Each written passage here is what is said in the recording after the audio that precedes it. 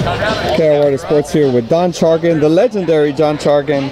I have to say, man, like I was telling you, I watched the I Am Boxing thing, and it was just mesmerizing hearing you talk about Ray Robinson and how, you know, he picked you out of the crowd in the gym and all that stuff. I'll tell you, as a young kid, that was one of the highlights of my life, really. I mean, watching it like became the highlight of my life, kind of watching. I could tell it just coming off screen how important that was to you. Tell me, I mean, because we're obviously in a way different era now, but I mean, obviously he's known as the greatest of all time. Right. Tell me just how special was he, and any stories maybe you could tell me, just kind of being in the gym or anything like that, anything you remember. Well, I'll tell you, I've never seen he was a perfectionist. Everything had to be, I mean, he could be a headache to promoters, because if he had a little slight cold or a little that, he would not fight. I mean, there was no way to talk him into it. He postponed lots of fights, but he was such a, and as I mentioned on the I Am Boxing, to show you how he had to be ready, the only time Lamotta beat him, they scheduled a rematch for 3 weeks. Now this was a rough, tough, fight.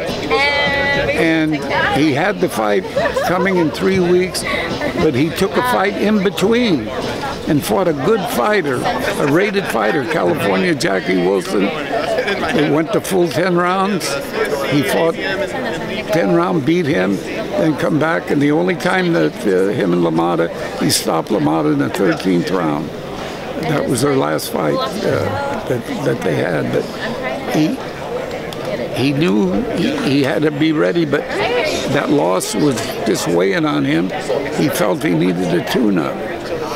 That's an amazing story. When kind of looking towards the end of his career, when he fought at light heavyweight, I want to say he weighed 154 pounds or something like that. I mean, like, tell me about that, kind of watching that as a fan at the time. Oh, yeah, well, he was good till the very end, but like so many, he just stayed too long, and it broke my heart. I remember he lost to a fighter named Memo Ayan in Tijuana. It was about, not his last fight, but the last 2 or 3 fights. A guy that couldn't even belong in the same ring with him, and he lost the decision. But it was just, it broke my heart just to see him. I mean, the reflexes were gone, everything. But he always had that smile and that little swagger. And for years after, and he settled in Los Angeles, I used to invite him every Thursday night. And he would come most of the time to the Olympic. And he still, when he was introduced, he had a way of walking into that ring, and that people would go crazy. He'd just get a tremendous hand. But he was just one of the best.